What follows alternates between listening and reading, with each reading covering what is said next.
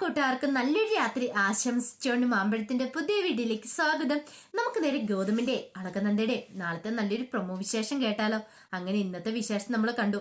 ആകെപ്പാടെ തകർന്ന മനസ്സോടു കൂടിയാണ് അർജുൻ വീട്ടിലേക്ക് വരുന്നത്. അങ്ങനെ ഇന്ദീവരത്തിലേക്ക് വന്നു കഴിയുമ്പോൾ നന്ദയോടും ഗൗതമിനോടും ആ സത്യങ്ങളൊക്കെ തുറന്നു പറയാണ്. തന്റെ മുഖത്ത് പ്രഭുരാമൻ താലി വലിച്ചെറിഞ്ഞതൊക്കെ അതെല്ലാം കേട്ട് കഴിഞ്ഞപ്പം നന്ദയ്ക്കും ഗൗതത്തിനും എന്ത് ചെയ്യണമെന്നറിയില്ല. ഒരു നിമിഷം വല്ലാത്തൊരു സങ്കടം അനുഭവപ്പെട്ടെ.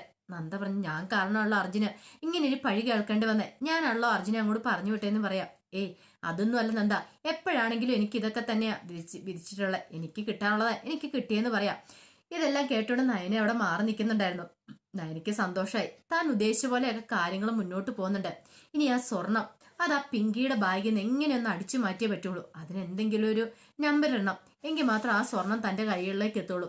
അങ്ങനെ 100 ചിന്തകളൊക്കെ നയനയുടെ മനസ്സിലുണ്ടാകുന്നുണ്ട്. തൽക്കാലം താനത് അറിഞ്ഞായിട്ട് ഭാവിക്കുകയോ വേണ്ട അർജുന്റെ അടുത്ത്. അർജുന് പറയോ എന്ന് നോക്കട്ടെ എന്നോർത്ത് നയനെ അങ്ങോട്ട് പോവാണ്. ഈ സമയം നന്ദ പറഞ്ഞു, അർജുൻ വിഷമിക്കണ്ട കേട്ടോ, ഞാൻ പിങ്കിയോടൊന്ന് സംസാരിക്കാന്ന് പറയണ. വേണ്ട നന്ദ, നന്ദ ഇനി സംസാരിക്കാൻ പോയിട്ട് പ്രയോജനം ഉണ്ടെന്ന് തോന്നില്ല. ഒരു പക്ഷെങ്കില് നന്ദ ചെന്നിട്ടുണ്ടെങ്കിൽ നന്ദനെ തെറ്റിദ്ധരിക്കുള്ളൂ എന്ന് പറയാം.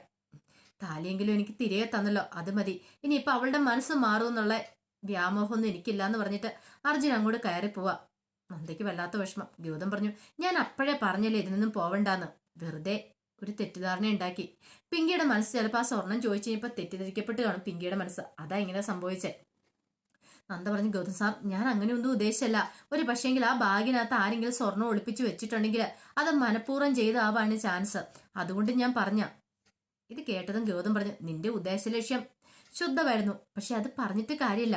കാരണം ഇപ്പൊ അങ്ങനെയുള്ള അവസരത്തിൽ പിങ്കിയോട് പോയി ചോദിച്ചിട്ടുണ്ടെങ്കിൽ, പിങ്കിയോടെന്നല്ല ആരോട് ചോദിച്ചിട്ടുണ്ടെങ്കിലും അവര് അങ്ങനത്തെ പ്രവൃത്തികളൊക്കെ ചെയ്യുള്ളൂ. അതുപോലെ തന്നെയാണ് പിങ്കി ഇവിടെ ചെയ്തിരിക്കുന്നത്. പിങ്കിനെ കുറ്റം പറയാൻ പറ്റില്ലെന്ന് പറയണം. നന്ദ പറഞ്ഞു, അത് ശരിയാണ്. പിങ്കിയുടെ മാനസികാവസ്ഥ കൂടെ കണക്കിലെടുക്കണമായിരുന്നു. ഒരു പക്ഷേ അർജുനോട് ഇഷ്ടമുണ്ടെങ്കിൽ അർജുൻ തന്നെ കൂട്ടിക്കൊണ്ട് വരുമെന്നോ അങ്ങനെ എന്തെങ്കിലും പ്രതീക്ഷയോട് കൂടിയിട്ടായിരിക്കും പിങ്കി അർജുനെ കണ്ടത് ഓടി വന്നേ. പക്ഷെ ഇങ്ങനെയൊരു സംഭവം ഒന്നും പിങ്കിക്ക് അറിയില്ലല്ലോ എന്ന് പറയണം. ഈ സമയം പിങ്കി അവിടെ നിന്ന് കരഞ്ഞോണ്ട് കിടക്കുക. പിങ്കിക്ക് വല്ലാത്ത സങ്കടം. അച്ഛൻ തന്റെ കഴുത്തേന്ന് ആ താലിമാല വലിച്ചു പൊട്ടിച്ച കാര്യങ്ങളൊക്കെയായിരുന്നു മനസ്സിൽ കൂടെ പോയിക്കൊണ്ടിരുന്നത്. എന്നാലും ഇത്രയ്ക്ക് വേണ്ടായിരുന്നു. ഒരു പക്ഷെ അർജുന്റെ മനസ്സിൽ നിന്ന് ഒന്നും കാണുമായിരിക്കും. അർജുൻ അപ്പൊ എന്തിനാണ് വന്നേ? ആ സ്വർണം വാങ്ങിക്കൊണ്ട് പോകാനാണോ തന്നെ കാണാനാണോ?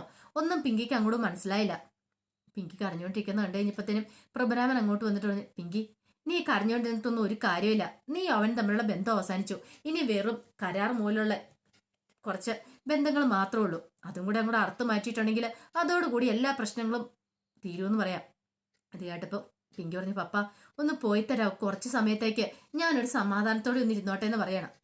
ഞാനായിട്ടൊന്നും പറയുന്നില്ല, എഴുന്നേറ്റ് ഒന്ന് ഫുഡ് കഴിക്കണമെന്ന് പറയാം. ഇത് കേട്ടതും പിങ്കി പെട്ടെന്ന് പറഞ്ഞു, വേണ്ട പപ്പ, എനിക്കിപ്പോൾ ഫുഡൊന്നും വേണ്ട, പപ്പായ്ക്ക് വിശക്കുന്നുണ്ട്, പപ്പ കഴിച്ചോളാൻ പറയണം. എന്നിട്ട് പിങ്കി തിരിഞ്ഞു കിടക്കുകയാണ്. പ്രഭുരാമന് മനസ്സിലായി പിങ്കിയുടെ മനസ്സ് ഒത്തിരി വേദനിച്ചിട്ടുണ്ട് താൻ അങ്ങനെ ചെയ്തേ. ഒരു പക്ഷെ ഇങ്ങനെയല്ലാതെ വേറൊന്നും തനിക്ക് ചെയ്യാൻ പറ്റത്തില്ല.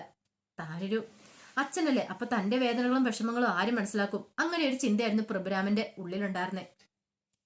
പ്രഭുരാമൻ അങ്ങോട്ട് പോയി കഴിഞ്ഞപ്പോഴത്തേനും പിങ്കിയുടെ മനസ്സിലേക്ക് പല പല ചിന്തകളും അങ്ങോട്ട് കടന്നു വരുവാണ്. അർജുൻ ആദ്യമായിട്ട് തന്നെ പെണ്ണ് കാണാൻ വന്നു. പിന്നീട് അവനും താനും കല്യാണം കഴിക്കുന്നു. പിന്നീട് അതിനുശേഷം അർജുൻ പോകുന്നൊക്കെ താൻ അവനെ ഓരോ ദിവസം ഇങ്ങനെ ചവിട്ടി അരച്ച് തേച്ചോണ്ടിരുന്നൊക്കെ. അപ്പൊ എന്ത് വലിയ തെറ്റായിരുന്നു താൻ അർജുനോട് ചെയ്തേ. അർജുനോട് ചെയ്തതിന് 4 തെറ്റുപോലും അവൻ തന്നോട് ചെയ്തിട്ടില്ല. ഇത്രയും കാലം ഗൗതം മാത്രമായിരുന്നു മനസ്സിൽ. കാരണം കയ്യിൽ ഇത്ര നന്നായിട്ട് സ്നേഹിക്കാതെ അർജുൻ ഉണ്ടായിട്ട് പോലും താൻ ഗൗതത്തിന്റെ പുറകെ അർജുന സ്നേഹം കണ്ടില്ലെന്ന് അടിച്ചു പോവുകയോ ചെയ്തേ. അപ്പൊ ഒരു പക്ഷേങ്കില് അതിന് പകരമായിട്ട് ദൈവം തന്ന ശിക്ഷയാണോ അത്? അതും പറയാൻ പറ്റില്ല. നയന വന്നുകൊണ്ട് മാത്രമല്ല തനിക്ക് അർജുനെ സ്നേഹിക്കാനായിട്ട് പറ്റിയത്, അർജുനെ മനസ്സ് തിരിച്ചറിയാനായിട്ട് പറ്റിയത്. ഒരു പക്ഷെ നയന വന്നില്ലായിരുന്നെങ്കിൽ തന്റെ പിടിവാശി ഇപ്പോഴും താൻ തുടർന്നു പോയാനും. അതൊക്കെ ചിന്തിക്കും തോറും പിങ്കിക്ക് വല്ലാത്തൊരു അസ്വസ്ഥ വന്നു. ഈ സമയം നന്ദ വല്ലാത്ത ടെൻഷനില്ല. എന്ത് ചെയ്യണമെന്ന് അറിയത്തില്ല. എങ്ങനെയെങ്കിലും ഇതിന് പിന്നിൽ ആരാന്ന് കണ്ടെത്തണം. ആ സ്വർണം അടിച്ചു മാറ്റിക്കൊണ്ടുപോയത് ആരാന്ന് അറിയണം. ഒരു പക്ഷെ നയനയുടെ തന്ത്രമാണെന്നും പറയാൻ പറ്റില്ല. അവൾ അത്ര ഉറപ്പിച്ച് പറയണമെന്നുണ്ടെങ്കിൽ അതിന്റെ പിന്നിൽ എന്തെങ്കിലും ഒരു രഹസ്യം കാണുമായിരിക്കും. ഈ സമയം സുമംഗല അങ്ങോട്ട് വന്നു. സുമംഗല വന്നതും നയന പറഞ്ഞു, നമ്മുടെ കാര്യങ്ങളൊക്കെ ഏകദേശം വിജയിച്ച മട്ടില്ല അപ്പച്ചി എന്ന് പറയണം. ആന്തമ്മള നീ അങ്ങനെ പറഞ്ഞേ? അർജുൻ ഇന്ന് പിങ്കിനെ കാണാൻ ചെന്നിട്ടുണ്ടായിരുന്നു. പക്ഷെങ്കില് പിങ്കി അവിടെ നാട്ടി പായിച്ചു. അത് മാത്രമല്ല താലി വലിച്ചെറിഞ്ഞ് മുഖത്തേക്ക് വലിച്ചെറിയുകയും ചെയ്യുന്നു പറയണം. ഇത് കേട്ടെന്ന് സുമംഗല ഒന്ന് അമ്പരന്നു. അല്ല, നിന്നോട് ആരാ ഇതൊക്കെ പറഞ്ഞേ? അതൊക്കെ ഞാൻ അറിഞ്ഞു അപ്പച്ചി. ഇത് കണ്ട ഭാവോ കേട്ട ഭാവോ നടിക്കണ്ടെന്ന് പറയണം. ശരി, ഞാൻ ആരോടൊന്നും പറയാൻ പോകുന്നില്ല, അർജുനോട് ഇതിനെക്കുറിച്ച് ചോദിക്കാനും പോകുന്നില്ലെന്ന് പറയാം. അതെ, അർജുൻ പറയുമോന്നറിയട്ടെ, എന്നിട്ട് മതി എന്ന് പറയാം. ശരിയെന്ന് പറയാണ്. പിന്നീട് അർജുന് സങ്കടപ്പെട്ടിരിക്കുന്ന സമയത്ത് നയനെ അങ്ങോട്ട് കയറി ചെല്ലുവാണ്. എന്താ അർജുൻ, നിന്റെ മുഖം എന്താ വല്ലായിരിക്കണേ നിക്ക്? ഒന്നുമില്ല. ഓ, ഒന്നില്ലായികയില്ല, എനിക്ക് മനസ്സിലായി. പിങ്കി പോയതിന്റെ സങ്കടമല്ലേ? നീ എന്തിനാ അർജുന് സങ്കടപ്പെടുന്നേ? ഒരു കാര്യം ഞാൻ പറഞ്ഞേക്കാം, പിങ്കി പോയെന്നും പറഞ്ഞുകൊണ്ട് നിന്റെ ജീവിതം തീർന്നു പോകത്തൊന്നുമില്ല, അറിയാലോ. അല്ലെങ്കിലും പിങ്കി പോയതിന് നീ ഇത്ര വിഷമിക്കാൻ എന്തിരിക്കുന്നു? നിന്റെ ജീവിതത്തിൽ ഒരിക്കലെങ്കിലും നിന്റെ ഭാര്യയായിട്ട് അവൾ കഴിഞ്ഞിട്ടുണ്ടോ? അല്ലെങ്കിൽ നിന്റെ കാര്യങ്ങൾ എന്തേലും നോക്കിയിട്ടുണ്ടോ? ഇതൊന്നും ഇല്ലാതെ നിനക്ക് അവളോട് മാത്രമല്ലേ പ്രണയം ഉണ്ടായിരുന്നുള്ളൂ. അവൾക്ക് തിരിച്ചിങ്ങോട്ടുണ്ടായിരുന്നോ? ഉണ്ടായിരുന്നെങ്കിൽ അവൾ ഇങ്ങനെയൊന്നും ഒരിക്കലും പെരുമാറത്തില്ലായിരുന്നല്ലോ. പിന്നെ എന്തിനാ അർജുൻ നീ ഇങ്ങനെയൊക്കെ പെരുമാറിയെന്ന് ചോദിക്കുക. എന്തിനാ ഇങ്ങനെയൊക്കെ കാണിച്ചു കൂട്ടുന്നേ? ആർക്ക് വേണ്ടി? അവൾക്ക് വേണ്ടിയിട്ടോ? അവൾക്ക് വേണ്ടിയിട്ട് അർജുന്റെ കണ്ണീന്ന് ഒരിറ്റ കണ്ണീര് പോലും അടർന്നു വീഴില്ലെന്ന് പറയാം. ഇത് കേട്ടപ്പോൾ അർജുൻ പറഞ്ഞു, നയന നീ ഇന്ന് പോ പ്ലീസ്, എനിക്ക് കുറച്ച് സമയം തനിച്ചിരിക്കണമെന്ന് പറയാം. ഞാൻ പറയാനുള്ളത് പറഞ്ഞു, ഇനി എല്ലാം നിന്റെ ഇഷ്ടം എന്ന് പറഞ്ഞിട്ട് നയന അങ്ങോട്ട് പോവാണ്. പിന്നീട് അർജുൻ ഇങ്ങനെ തനിച്ചിരുന്ന് ആലോചിക്കുക, ഒരു പക്ഷേങ്കിൽ അവൾക്ക് തന്നോട് ഇഷ്ടമുണ്ടായിരുന്നോ? അതാണോ താൻ ചിലപ്പോൾ വിളിക്കാൻ ചെന്ന് കരുതി കണ്ടിട്ടാണോ അവൾ ഓടി ഇറങ്ങി വന്നേ? അതും പറയാൻ പറ്റില്ല. ഒരു പക്ഷെ അവളുടെ ആ പ്രതീക്ഷയോട് വന്നു കഴിഞ്ഞപ്പോഴത്തേനും താൻ ആ സ്വർണത്തിന്റെ കാര്യം പറഞ്ഞ് ഇപ്പൊ അവൾക്ക് വിഷമമായി കാണും. അതായിരിക്കും ഇങ്ങനെയൊക്കെ സംഭവിച്ചേ. ഇനിയിപ്പൊ അവളുടെ സമ്മതത്തോടുകൂടി തന്നെയാണോ ആ താലി വലിച്ചു പൊടിച്ചുകൊണ്ട് വന്നേ? അതും അറിയത്തില്ല. ആകെപ്പാടെ അർജുൻ എന്ത് ചെയ്യണമെന്ന് അറിയത്തില്ലാത്തൊരവസ്ഥയാ ഈ സമയത്ത്. ലക്ഷ്മിയമ്മ അങ്ങോട്ട് വരുന്നേ. ലക്ഷ്മിയമ്മ വന്നിട്ട് അർജുനോട് പറഞ്ഞു, അർജുൻ ഇത് നിന്റെ ജീവിതമാണ്, നീയാണ് തീരുമാനം എടുക്കണ്ടേ. പക്ഷെ ഒരു കാര്യം ഞാൻ പറയാം, എന്റെ ഗൗതമിന്റെ സ്ഥാനത്ത് തന്നെ നിന്നെ ഞാൻ കാണുന്നേ.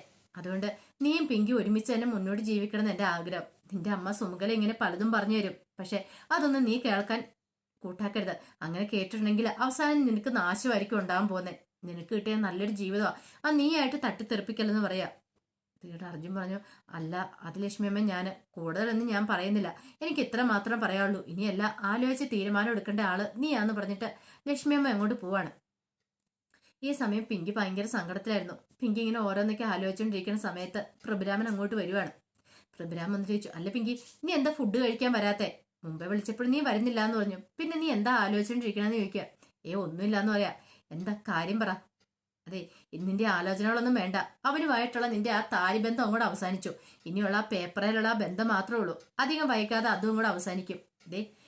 ഇന്ന് ഒരു ദിവസം കൂടെ സമയമുണ്ട് നിനക്ക് ആ പേപ്പറിൽ സൈൻ ചെയ്യാനായിട്ട്.